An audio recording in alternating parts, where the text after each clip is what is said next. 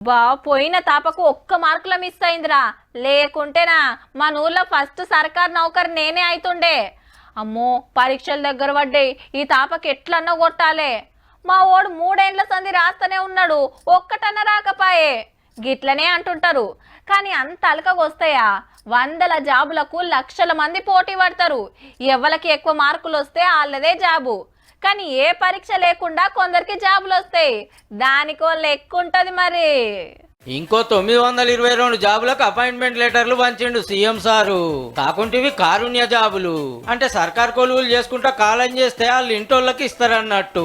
Panchayat municipal శాఖలను నింపిండ్రు. ఇట్లా కారోళ్ళు మొత్తం అప్పులు చేసిపోయిండ్రు. రిటైర్ అయిన వాళ్ళకి ఇద్దామన్నా పైసలు లేవనుకొచ్చిండు.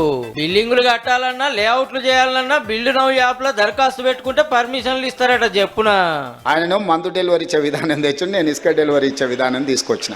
నిమ్మలంగా ఉండాలని సీఎం సార్ కు కొందరు సలహాలు ఇస్తుండ్రట.